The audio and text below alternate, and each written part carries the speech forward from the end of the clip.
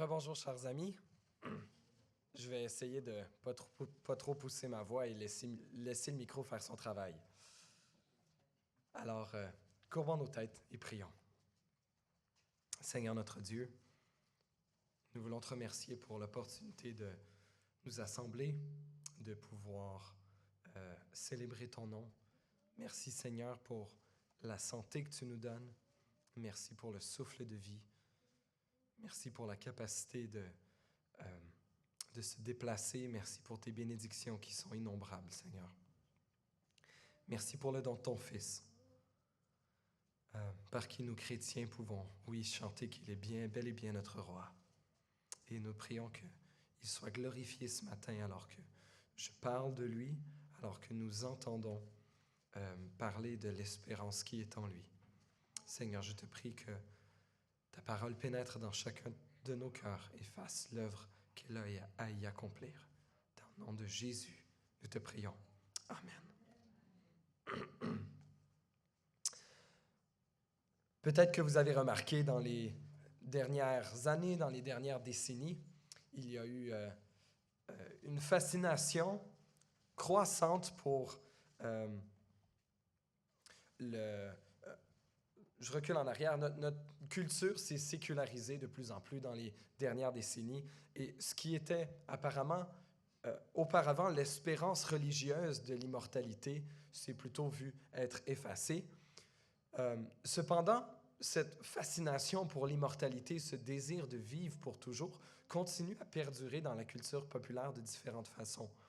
Une des façons, c'est la fascination pour comment est-ce que la technologie pourrait nous permettre de vivre de plus en plus longtemps et peut-être même la possibilité de transférer notre conscience dans des machines pour continuer à vivre pour toujours.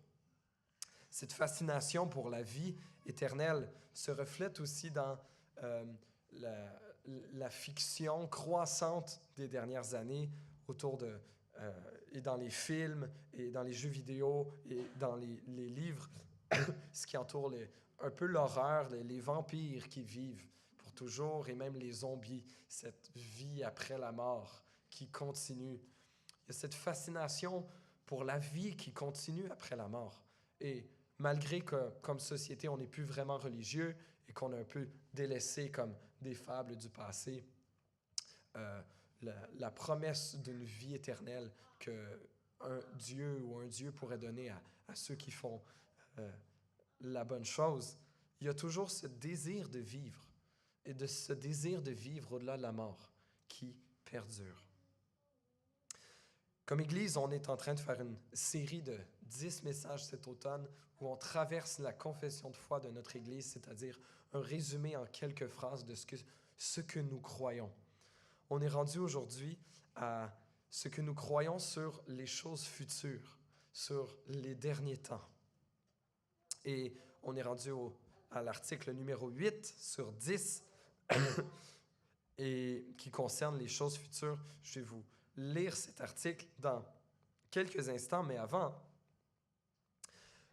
je veux...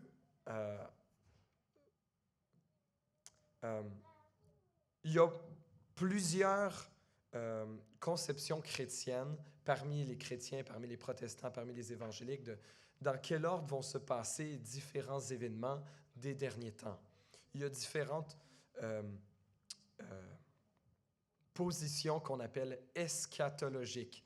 Eschatologique, c'est un mot fancy pour dire des dernières choses.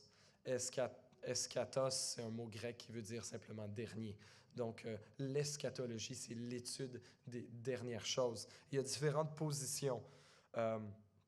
Notre Église n'a pas une position particulièrement claire. Personnellement, je penche vers une position, d'autres dans l'Église penchent vers d'autres positions. Mais je ne suis pas ici pour vous faire l'étude détaillée d'une position ou d'une autre.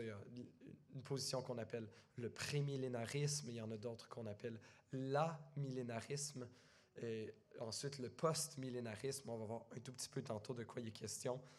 Mais l'article, la confession de foi de notre Église ne s'attarde pas à une position ou l'autre. Certaines églises ont des positions claires dans leur confession de foi. Ce n'est pas le cas de notre Église, ni de notre grande famille d'Église à travers le Québec et le Canada. Il y a de la place pour la diversité. Mais laissez-moi vous lire ce que nous croyons qui est essentiel, que tout chrétien croit et reconnaisse comme véritable, comme vérité dans la Bible à propos des dernières choses. Et notre confession de foi dit ceci à l'article numéro 8. Nous croyons au retour personnel, corporel et glorieux du Seigneur Jésus, en la résurrection des justes et des injustes, en la félicité éternelle des rachetés, au jugement et à la punition consciente et éternelle des méchants. Et ensuite, il y a une liste de textes bibliques qui viennent appuyer cela. Dans les derniers 100-200 ans, il y a un intérêt qui s'est fait un peu grandissant dans l'Église par rapport aux derniers temps. Il y a certaines nouvelles positions, la position prémillénariste, dispensationaliste, entre autres, qui est arrivée dans les derniers 150 ans environ et qui a qui a été derrière, entre autres, certains mouvements politiques pour le rétablissement d'un État d'Israël et qui se positionne politiquement aussi parfois derrière l'Israël national. Je ne veux pas faire l'État plaider d'une façon ou d'une autre dans cette position, mais il y a cette fascination moderne pour particulièrement tout ce qui se passe au Moyen-Orient et de dire est-ce qu'on est en train de voir les prophéties des derniers temps s'accomplir?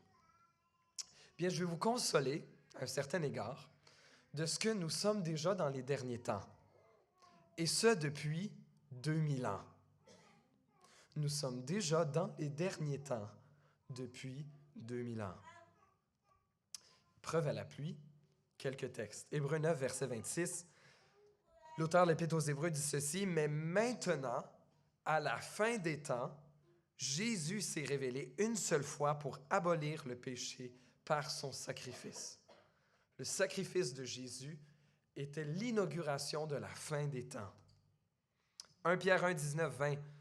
L'apôtre Pierre dit « Jésus, prédestiné avant la création du monde, a été révélé dans les derniers temps à cause de vous. » Alors Pierre parle au passé, Jésus a été révélé dans les derniers temps. Donc ça fait 2000 ans qu'on est dans les derniers temps. Et non seulement dans les derniers temps, mais encore plus. Acte 2, 17, Paul cite Joël, chapitre 3, et cite ce texte-là comme quoi il est accompli. Et c'est un texte qui parlait, écoutez bien, « Dans les derniers jours, dit Dieu, je déverserai de mon esprit sur tout être humain. Vos fils et vos filles prophétiseront, vos jeunes gens auront des visions et vos vieillards auront des rêves. » Et ce que l'apôtre Paul est en train de dire, c'est ces derniers jours que Joël annonce sont arrivés. C'est ce que vous voyez. L'Esprit a été donné. Wow! Autre texte, c'est pas juste l'apôtre Paul, ou peut-être c'est encore l'apôtre Paul, mais Hébreux 1, versets 1 et 2. L'auteur de l'Épître aux Hébreux dit « Dieu, dans ces jours qui sont les derniers, nous a parlé par le Fils. » Les derniers jours, Dieu nous a parlé par le Fils. Encore plus proche, les amis, les derniers temps, les derniers jours, mais nous sommes même, l'apôtre Jean dit, 1 Jean 2, verset 18, il dit « Petits enfants, c'est la dernière heure. » Petits enfants, c'est la dernière heure, nous dit Jean.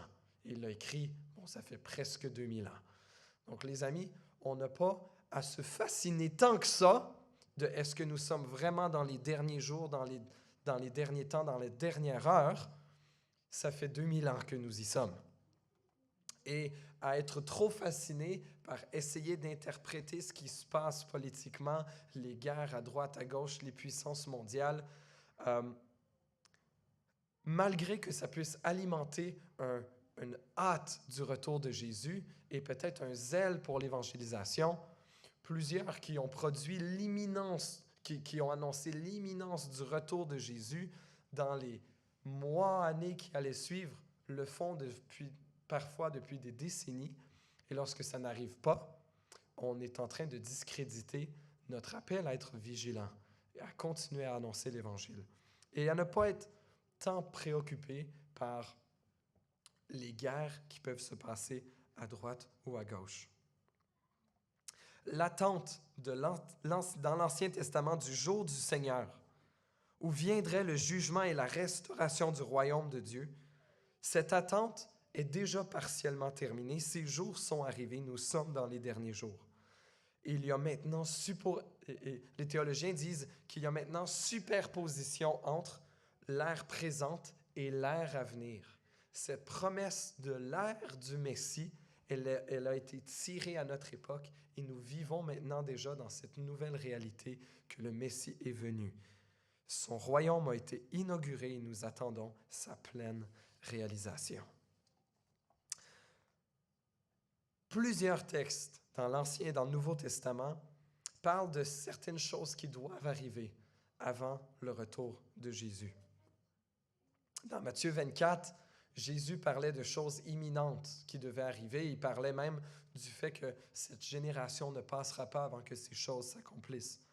Probablement que beaucoup des choses dont Jésus parlait dans Matthieu 24 se sont accomplies quelques décennies après la fin de son ministère dans la destruction du temple de Jérusalem et l'éparpillement des Juifs à travers les nations. Le temple a été détruit et il disait fuyez dans les montagnes lorsque ce temps arrivera. Et personnellement, je pense, ou peut-être qu'il y a un double accomplissement. Il y a quelque chose de déjà accompli, mais il y a quelque chose que nous attendons encore. La Bible nous parle aussi de la venue d'un homme de péché. Dans 2 Thessaloniciens 2, verset 3, l'apôtre Paul dit « Que personne ne vous trompe d'aucune manière. En effet, il faut que l'apostasie arrive d'abord et qu'apparaisse l'homme de péché, le fils de la perdition, l'adversaire qui s'élève contre tout ce qu'on appelle Dieu ou qu'on adore. Il va jusqu'à s'asseoir dans le temple de Dieu en se proclamant lui-même Dieu. » Donc, certains ils voient la promesse que le temple sera rebâti à Jérusalem. C'est une des vues, une des positions eschatologiques. D'autres y voient simplement le fait que, bon, à l'époque où Paul a dit ceci, le temple est encore bâti, on pourrait le voir dans un sens métaphorique, que quelqu'un vienne jusqu'à se proclamer Dieu d'une façon ou d'une autre. Plusieurs ont fait l'équivalence entre cet homme de péché dont parle l'apôtre Paul et l'antichrist dont nous parle l'apôtre Jean. C'est possible qu'il s'agisse de la même personne. Et Jean nous avertit dans 1 Jean, chapitre 2, verset 18, il dit « Petits enfants, c'est la dernière heure », comme on vient de voir tantôt. Il dit « Vous avez appris que l'antichrist vient ». Et il continue en disant « Or, déjà maintenant, il y a plusieurs antichrists. Par là, nous reconnaissons que c'est la dernière heure. Ils sont sortis du milieu de nous, mais ils n'étaient pas des nôtres, car s'ils avaient été des nôtres, ils seraient restés avec nous. Mais cela est arrivé afin qu'il soit bien clair que tous ne sont pas des nôtres. » Et il va dire, bon, à quoi va ressembler cet antichrist ou ces antichrists? On sort de verset au verset 22, il dit, « Qui est menteur? N'est-ce pas celui qui nie que Jésus est le Messie? Tel est l'antichrist, celui qui naît le Père et le Fils. Si quelqu'un nie le Fils, il n'a pas non plus le Père. » Donc, il y a plusieurs antichrists, des gens qui vont nier le fait que Jésus est le Fils de Dieu. Par cela, on pourrait dire que la majorité de notre société, ce sont des antichrists, des gens qui s'opposent à la messianité de Jésus. Le livre de l'Apocalypse aussi est le livre principal qui nous parle des choses à venir, mais un livre qui est complexe à comprendre. Un livre qui est rempli d'images, rempli de métaphores qui sont, pour la plupart, empruntées du langage de l'Ancien Testament, empruntées des visions de Daniel, des visions de Zacharie, de Jérémie, de plusieurs des prophètes. Et même certaines des descriptions, dans Apocalypse 17, par exemple, il est question d'une bête avec 7 têtes et avec 10 cornes. Et on pourrait se dire, oh wow, quand est-ce que va venir cette bête avec 7 têtes et 10 cornes? Mais Jean nous explique dans sa vision, ou plutôt l'ange lui explique que cette bête, ces 7 têtes, en fait, ce sont 7 rois. Et les 10 cornes, ce sont 10 rois. Donc, même ce langage qui est très clair est un langage imagé, est un langage métaphorique. Et c'est difficile de prendre le livre de l'Apocalypse et certains vont l'interpréter de façon séquentielle, de façon le plus littérale possible. D'autres vont l'interpréter de façon plus métaphorique. Et c'est un peu difficile de départager tout ça. Je n'ai pas étudié ces choses en profondeur et c'est possible que le jour où je le ferai, je ne serai toujours pas plus convaincu, comme peut-être certains d'entre vous l'avaient déjà fait. Mais l'Apocalypse, c'est important de se rappeler que l'Apocalypse a été écrite pour les chrétiens du premier siècle. L'Apocalypse n'a pas été écrit seulement pour nous aujourd'hui, pour essayer de voir, OK, l'ours, c'est la Russie, et tel animal, c'est tel pouvoir. En fait, ces images souvent viennent de Daniel, et dans Daniel, il y a une explication assez directe qu'il s'agissait des empires qui allaient suivre Daniel. C'était les Babyloniens, les Perses, les Grecs et les Romains. Alors, il y a beaucoup de prudence à prendre, de prendre les textes de l'Apocalypse et de faire une équivalence directe avec les événements politiques d'aujourd'hui. Ce que l'Apocalypse nous dit, cependant, elle était écrite pour encourager les chrétiens du premier siècle. Elle leur rappelait qu'ils devaient s'attendre à la persécution. Et l'Apocalypse parle beaucoup de comment l'Église va souffrir. Et c'est un encouragement. C'était un encouragement pour les chrétiens de l'époque et c'est un encouragement pour les chrétiens d'aujourd'hui. Certains pensent que l'Église va être enlevée avant la grande tribulation, avant une grande persécution, parce que Dieu ne permettrait pas que son Église souffre. Je pense que c'est faire une mauvaise lecture de l'Apocalypse et faire une mauvaise lecture de ce que Jésus nous a dit, que oui, l'Église est appelée à souffrir. Il dit, de même qu'ils m'ont persécuté, ils vous persécuteront aussi. On a prié pour l'Église persécutée la semaine passée et ça fait partie de notre appel comme chrétiens. Ça fait partie des choses à venir que l'Église va souffrir. Certains d'ailleurs interprètent l'Apocalypse pas juste comme annonçant les événements de la fin, les derniers événements qui vont précéder le retour de Jésus, mais comme étant une forme de quelque chose d'imagé comme des cycles qui reviennent, des cycles de persécution pour l'Église et de libération de Dieu, que Dieu opère à travers les âges et qu'il opère depuis 2000 ans. Un des textes particulièrement difficiles à interpréter dans l'Apocalypse, c'est Apocalypse chapitre 20, où il est question d'un certain règne de 1000 ans de Jésus. Et c'est de la compréhension de ce fameux 1000 ans que naissent les termes des différentes positions eschatologiques pré-millénium, pré-millénariste, règne de 1000 ans, en latin, je pense, millénium, où il est question je vais vous lire. Vous pouvez tourner avec moi si vous voulez dans Apocalypse 20. Je vais vous lire quelques extraits.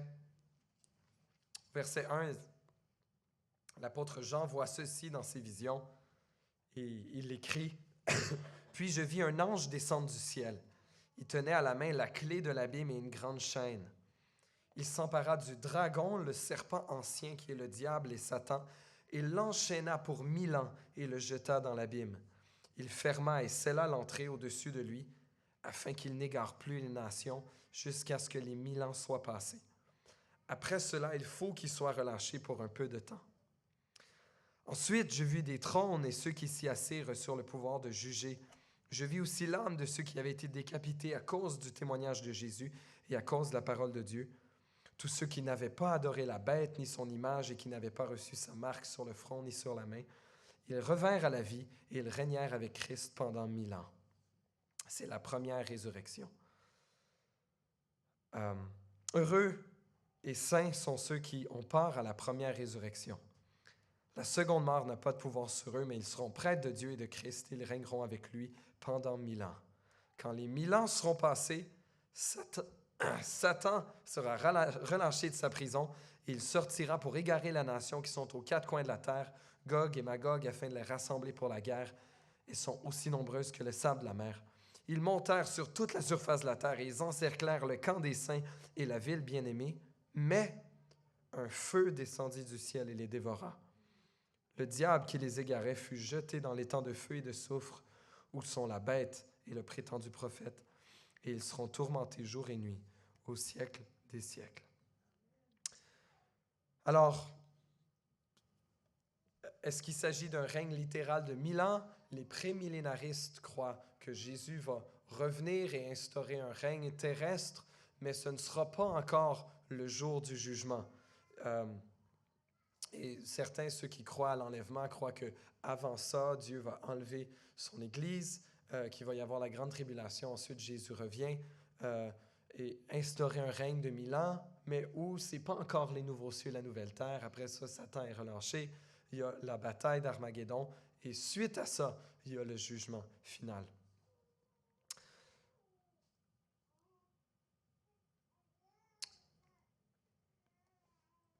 Une des choses sur laquelle la Bible est claire, c'est que suite à notre mort, notre âme ne retourne pas se réincarner dans un autre corps.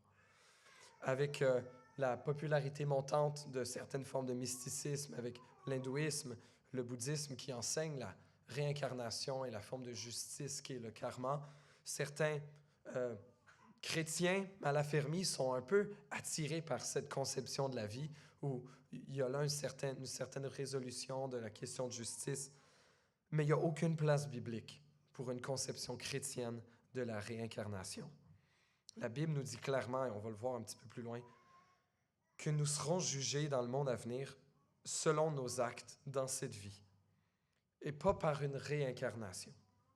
Hébreux 9, 27 est probablement le texte le plus clair à cet effet qui dit « Il est réservé aux êtres humains de mourir une seule fois, après quoi vient le jugement. » Quand sera le retour de Jésus? La Bible est claire, nul ne le sait. Même lorsque Jésus était sur terre, il a dit ceci dans Matthieu 24, chapitre, verset 36, « Quant au jour et à l'heure, personne ne les connaît, pas même les anges du ciel. Mon Père seul les connaît. » C'était une des choses que Jésus a délaissé lorsqu'il s'est fait être humain. Il y a au moins cette connaissance du jour de son retour, du jugement. Jésus n'en était pas conscient. Et il dit même dans Matthieu, chapitre 24, je vous encourage à tourner là aussi.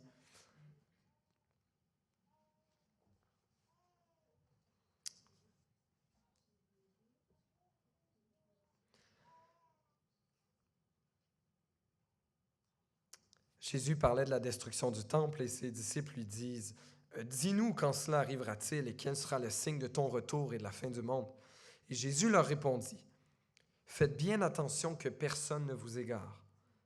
En effet, beaucoup viendront sous mon nom et diront « C'est moi qui suis le Messie » et ils tromperont beaucoup de gens. Écoutez, vous entendrez parler de guerre et de menaces de guerre. Ne vous laissez pas effrayer, car il faut que toutes ces choses arrivent.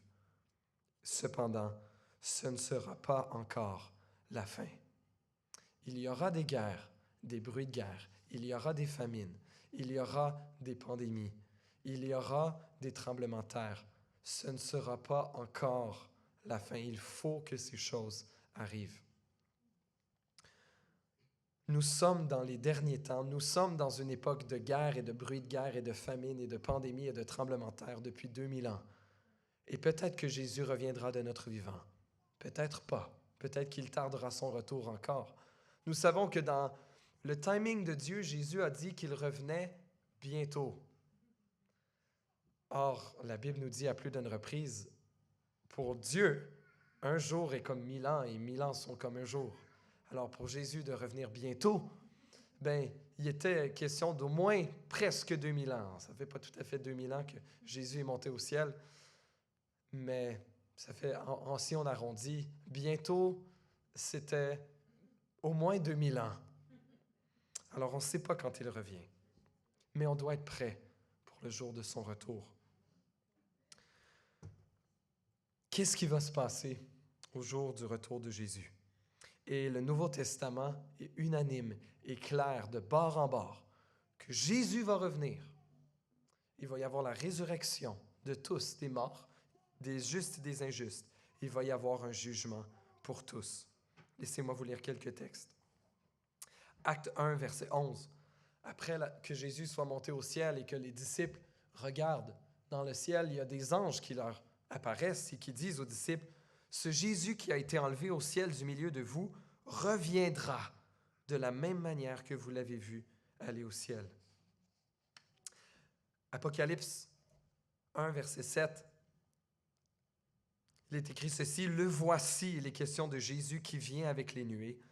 Tout œil le verra, même ceux qui l'ont transpercé, et toutes les familles de la terre pleureront amèrement sur lui. » Une citation de Zacharie que je lisais justement ce matin.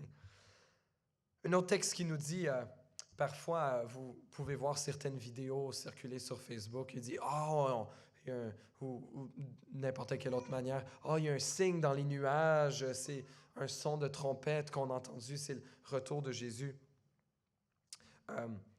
Au mieux, c'est rempli d'anticipation, de hâte de sa venue.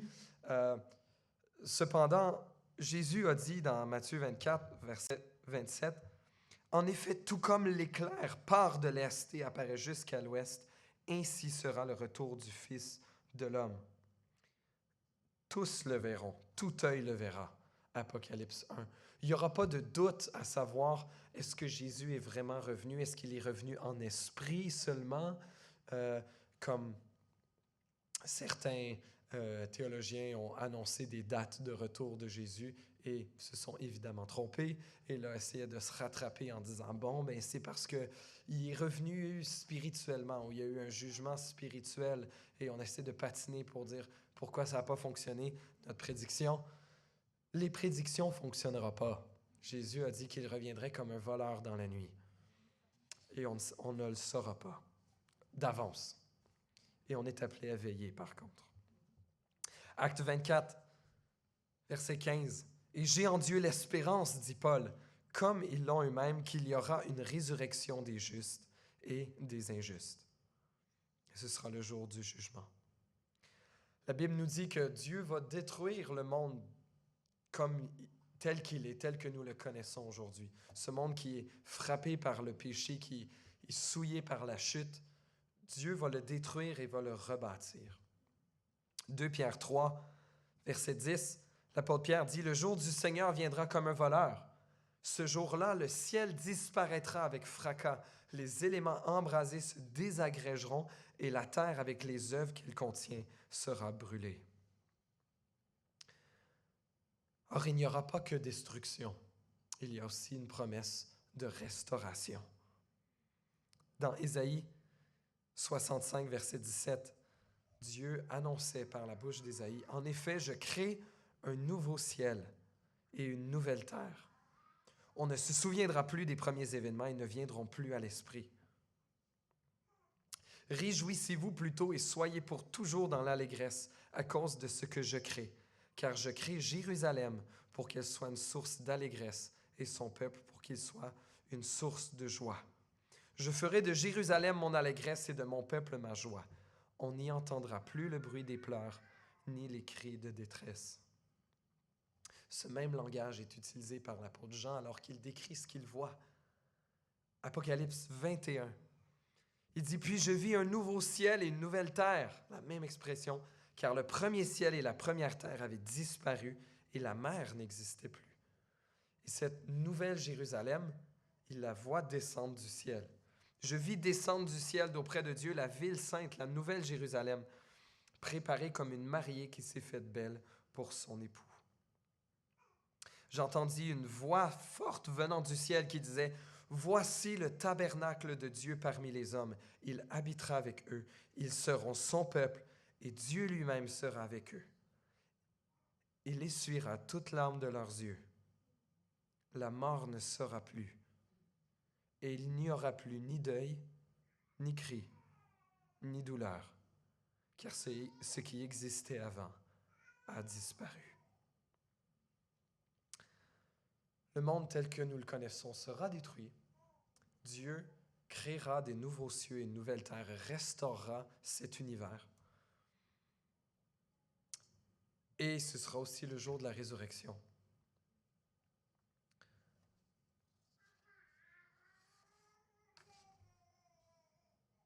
Matthieu 25, dans le discours sur le mont des Oliviers, Jésus l'annonce clairement qu'il y aura un jour du jugement et qu'il y a deux destinées seules qui attendent tous les êtres humains. Je lis la parole de Dieu, ce que Jésus a dit. Lorsque le Fils de Dieu viendra dans sa gloire avec tous les anges, Matthieu 25, 31, il s'assiera sur son trône de gloire. Toutes les nations seront rassemblées devant lui. Il séparera les uns des autres, comme le berger sépare les brebis des boucs. Il mettra les brebis à sa droite et les boucs à sa gauche. Alors le roi dira à ceux qui seront à sa droite, « Venez, vous qui êtes bénis par mon Père, prenez possession du royaume qui vous a été préparé dès la création du monde. » Quelques versets plus tard, il dira à ceux qui seront à sa gauche, « Éloignez-vous de moi, maudits, allez dans le feu éternel qui a été préparé pour le diable et pour ses anges. » Et au verset 46, il conclut, « Ils iront à la peine éternelle, tandis que les justes iront à la vie éternelle. » La Bible ne montre que deux possibilités. D'être dans la présence éternelle de Dieu, dans ce nouveau ciel et cette nouvelle terre, ou d'être loin de la face de Dieu dans une peine éternelle.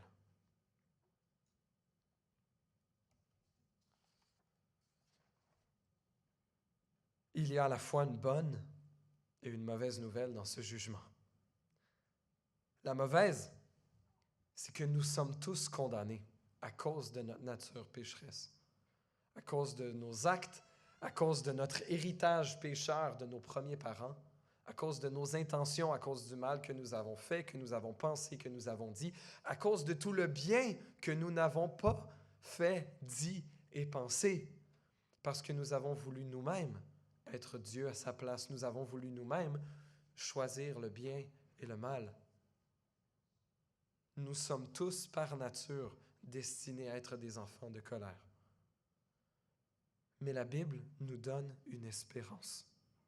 Et Jésus est venu offrir un moyen de rédemption pour ceux qui se confient en lui. On en a parlé en long et en large la semaine passée. Jésus est venu la première fois, non pas pour juger le monde, mais pour que ceux qui croient en lui soient sauvés par lui. Par sa mort à la croix, il a pris la condamnation à notre place.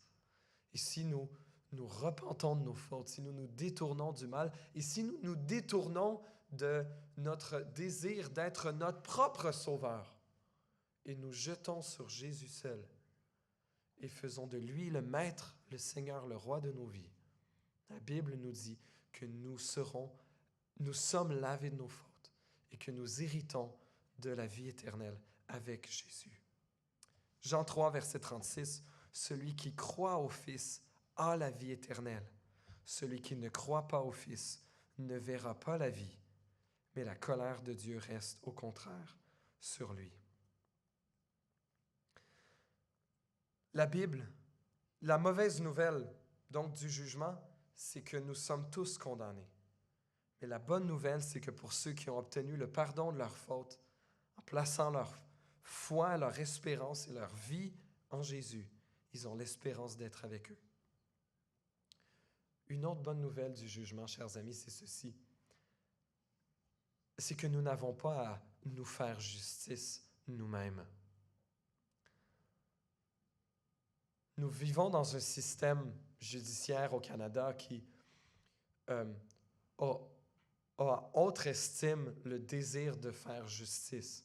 Le niveau de corruption et de fraude n'est pas nul, il est présent, mais il est bien moindre qu'il a été à plusieurs autres époques dans le monde, bien moindre qu'il est dans plusieurs autres endroits dans le monde. Mais le système de justice, la façon que les choses sont faites, et le fait qu'il y a encore de la corruption, il y a encore de la fraude, et ça va être comme ça jusqu'au retour de Jésus, fait que la vraie justice n'existe pas sur terre. Et que vous avez vécu des choses, vous avez vécu des injustices pour lesquelles vous n'aurez pas compensation juste ici sur terre. Les tribunaux ne vous feront pas justice pleinement ici. Et parfois, ils vont perpétuer l'injustice. Et je comprends très bien que plusieurs, face à l'absence de justice peut-être dans leur pays, dans leur culture ou dans leur situation personnelle, se disent « Eh bien, si ce monde ne peut me faire justice, je me ferai justice moi-même. » Mais la Bible nous parle du jugement comme une bonne nouvelle pour nous, en ce que nous pouvons faire confiance à Dieu, que lui fera justice en son temps, que lui jugera et lui jugera justement. Chers amis, une des raisons pour lesquelles Dieu avait donné comme système de justice dans l'Ancien Testament, œil pour œil, dent pour dent, c'était pour freiner la vengeance. Parce que, comme on le voit bien souvent, la violence engendre la vengeance engendre plus de vengeance, et parfois, comme on le voit au Moyen-Orient, comme on peut le voir ailleurs, le meurtre d'une famille ou de centaines de personnes permet ensuite de justifier le meurtre de milliers d'autres. Le meurtre d'une personne permet de justifier le meurtre d'une famille. Le meurtre d'un clan permet de justifier le génocide d'un peuple. Dieu avait donné cette façon pour freiner la vengeance. Mais à travers tout ça, Dieu disait « À moi la vengeance, à moi la rétribution. » Et aujourd'hui, nous sommes appelés à faire confiance à nos systèmes gouvernementaux, à ce qu'ils fassent justice aussi bien que des êtres humains peuvent le faire. Mais pour le reste, nous pouvons nous confier en Dieu, que lui fera vraiment justice au jour de son retour.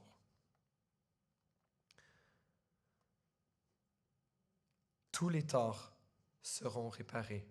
Toutes les souffrances que nous avons vécues, Dieu les voit, Dieu les a vues, et aucune d'entre elles ne sera oubliée devant ses yeux. Et c'est encore l'heure aujourd'hui de parvenir au salut, de parvenir à ce que la justice de Dieu pour nous, peu importe nos actes, si nous nous confions en Jésus, soit tombée sur lui à la croix.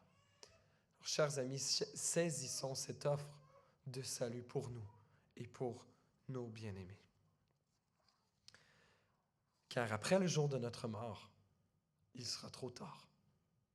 Après le jour de notre mort, il sera trop tard pour saisir l'offre du salut que Dieu nous offre en son Fils Jésus.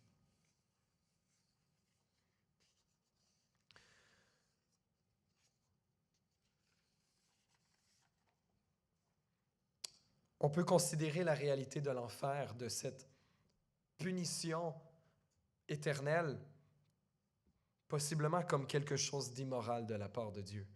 Et plusieurs chrétiens à travers les âges ont eu de la difficulté avec cette doctrine difficile.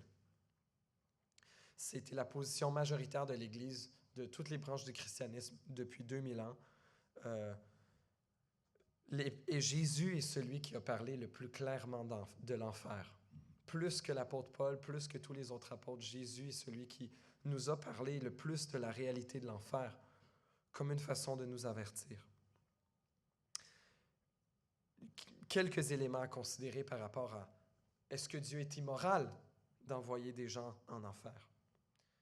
Eh bien, je ne sais pas si je l'avais partagé ici il y a quelques semaines, mais l'offense est proportionnelle à celui que nous offensons. Si je donnais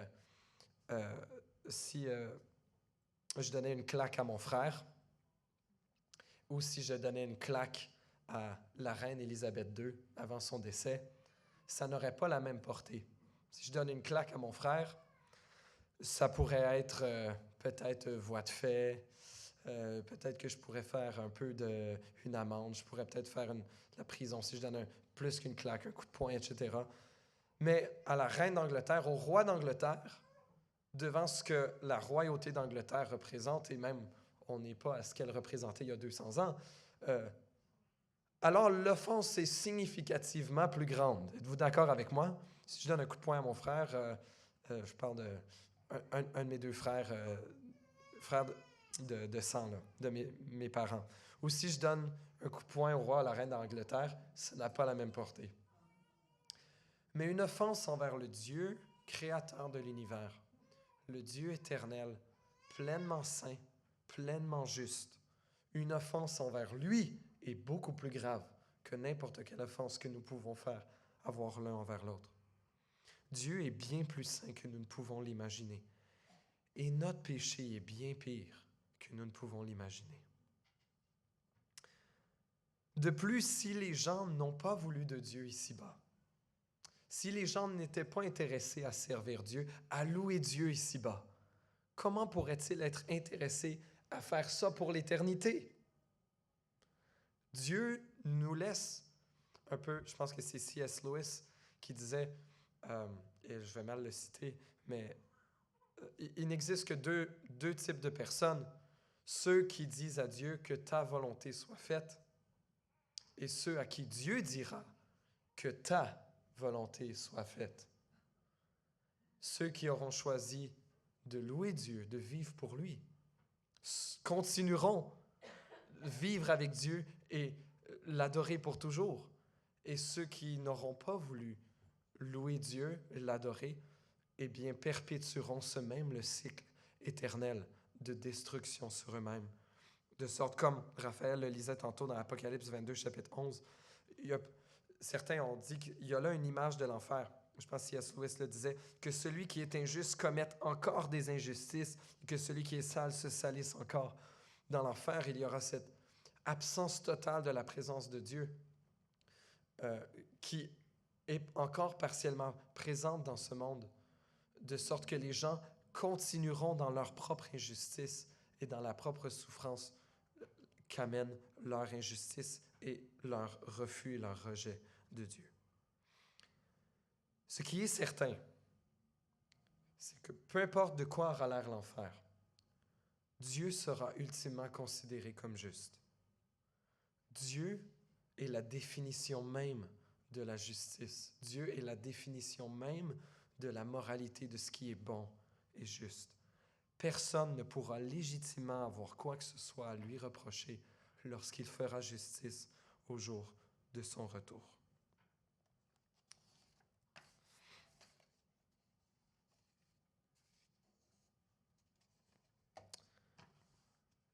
Comment vivrons-nous donc en attendant le retour de Jésus? Comment vivrons-nous donc? Le Nouveau Testament nous encourage. Je vais vous encourager avec 3 exhortations finales. La première, c'est de faire attention aux faux enseignements. De faire attention aux faux enseignements. Ce n'est pas quelque chose que j'ai tendance à ramener particulièrement souvent. Certaines églises ou certains ministères en font un grand point d'accent. J'en fais pas un grand point d'accent, mais c'est important et c'est biblique. 1 Timothée 4.1, l'apôtre Paul dit, il dit que c'est même l'Esprit. L'Esprit, le Saint-Esprit dit expressément que dans les derniers temps, certains abandonneront la foi pour s'attacher à des esprits trompeurs et à des doctrines de démons, car ils seront égarés par l'hypocrisie de menteurs. Dans 2 Timothée 4, verset 3, il dit quelque chose de similaire. En effet, un temps viendra où les hommes ne supporteront pas la saine doctrine. Au contraire, ayant la démangeaison d'entendre des choses agréables, ils se donneront une foule d'enseignants conformes à leurs propres désirs. Ils détourneront l'oreille de la vérité et se tourneront vers les fables. J'aimerais nous donner 2 formes que peut prendre ceci. La première, c'est des faux enseignements bibliques. Des enseignements bibliques, soi-disant chrétiens, en fait, qui se détournent de ce que la Bible enseigne clairement. Et ils sont nombreux. Ils sont nombreux dans les églises. Il y en a plusieurs à Montréal. Il y en a beaucoup sur Internet. Des gens qui se détournent de ce que la Bible nous enseigne clairement. Et de toute époque, il y a des gens qui vont avoir la démangeaison d'entendre des choses agréables, vont se donner des enseignants conformes à leurs propres désirs. Donc, il y a le danger d'avoir des faux enseignants soi-disant chrétiens. Mais le deuxième, peut-être un danger encore plus pernicieux, c'est de se laisser enseigner par la masse de ce que nous absorbons de notre culture. Notre culture qui nous encourage à vivre pour le bonheur présent. Notre culture qui nous dit que nous le méritons bien. Notre culture qui nous encourage à prendre soin de toi parce que tu le mérites. Qui t'encourage à ne pas être trop sérieux dans ta foi, à profiter des bonnes choses de la vie. Et ce n'est pas que Dieu ne nous donne pas des bénédictions pour que nous en profitions, mais je pense que l'accent de la Bible en général est beaucoup plus un appel à être vigilant avec le luxe dans lequel nous pouvons vivre. Le fait qu'il peut être bien facile pour nous de rechercher notre confort bien plus que la volonté de Dieu et d'entretenir nos royaumes personnels et nos bien-être et notre satisfaction personnelle bien plus que rechercher le royaume de Dieu avant toute chose. Chers amis, ça ne vous prend pas un prédicateur ici ou dans une autre église ou sur Internet pour vous enseigner des fausses doctrines. Les séries télévisées en sont pleines. La radio en est pleine. Le danger peut être encore plus pernicieux là. Chers amis, faisons attention aux faux enseignements qui nous éloignent de ce que Jésus nous enseignait, à être prêt à mourir à nous-mêmes pour le suivre, à être prêt à donner notre vie pour nos frères et sœurs, à être prêt à mourir pour Jésus, même au besoin pour proclamer sa bonté. Ça peut sonner extrême, chers amis, mais Jésus a été extrême. Et on peut se laisser endormir et dorloter par le confort de notre temps, particulièrement ici. Soyons vigilants. Deuxièmement, soyons occupés à faire le bien. Soyons occupés à faire le bien. 1 Pierre 4, 7, l'apôtre Pierre dit « La fin de toute chose est proche. Soyez donc sages et sobres afin de vous livrer à la prière. »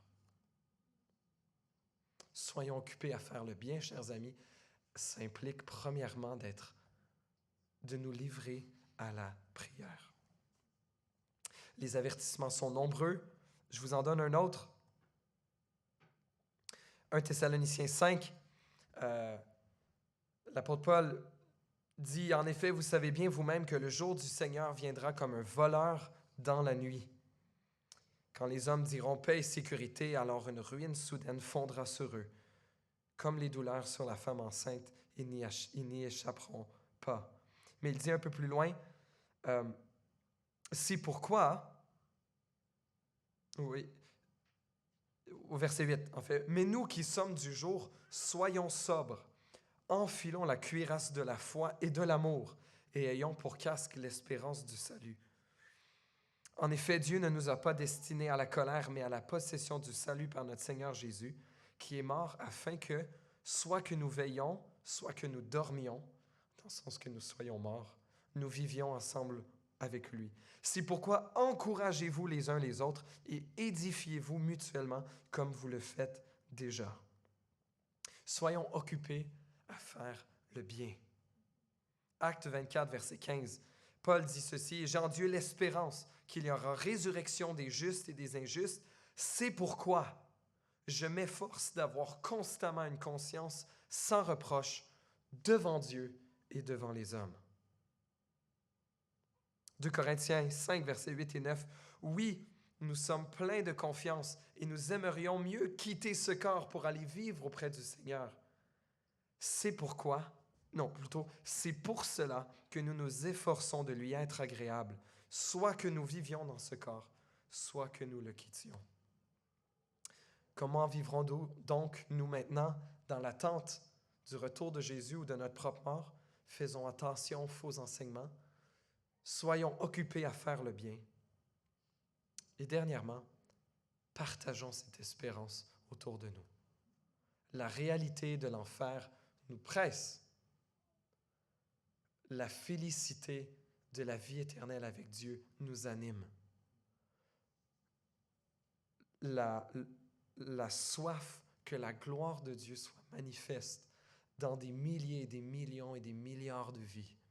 On veut rajouter, chers amis, des adorateurs éternels auprès de Dieu. On veut que ceux qu'on aime soient épargnés du jugement à venir. On veut leur bien. On veut aussi la gloire de Dieu. Et c'est ce qui nous anime. Nous désirons la gloire de Dieu dans notre obéissance, soit que nous vivions, soit que nous mourions. Que la gloire de Dieu soit manifeste ici, dans nos vies, dans la réalité de notre Église et dans les vies de ceux qui nous entourent. Au jour de notre départ,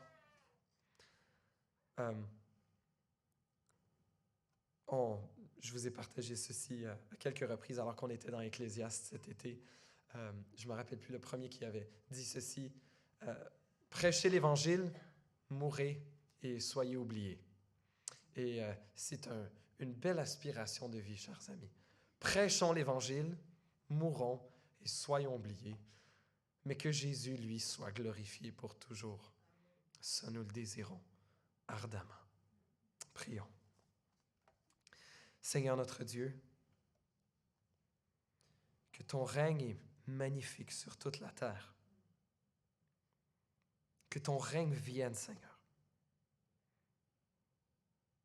Oui, Seigneur Jésus, reviens bientôt. Notre monde aspire à la restauration totale. Et nous l'attendons, Seigneur. Ne nous permets pas de nous endormir comme ces filles de noces folles qui se sont endormies. Seigneur, notre monde aimerait bien nous voir notre zèle être endormi. Et Seigneur, c'est tellement facile pour nous qu'il le soit. Réveille-nous, nous qui dormons, ô notre Dieu. Que le zèle de ta gloire nous anime. Aide-nous à être vigilants, Seigneur, aux faux enseignements qui sont nombreux que ce monde nous offre. Aide-nous à être occupés au bien, Seigneur, à faire le bien, à la prière, à aimer notre prochain, à donner notre vie pour toi. Aide-nous, Seigneur, à ne pas nous taire, à ce que ta parole soit en nous comme un feu dévorant. Oh, Seigneur, nous avons besoin de toi dans tous ces domaines, que nous avons besoin de toi. Viens faire ton œuvre en nous. Viens nous secourir encore, ô Dieu. Et Seigneur, permets pour ceux qui sont ici, qui n'ont peut-être pas cette espérance, Seigneur, je te prie qu'ils saisissent par la foi le message, cette vie éternelle que tu offres à tous ceux qui se repentent et qui croient en toi. Dans le beau et précieux nom de ton Fils Jésus, nous te prions pour ta plus grande gloire et pour notre plus grand bien.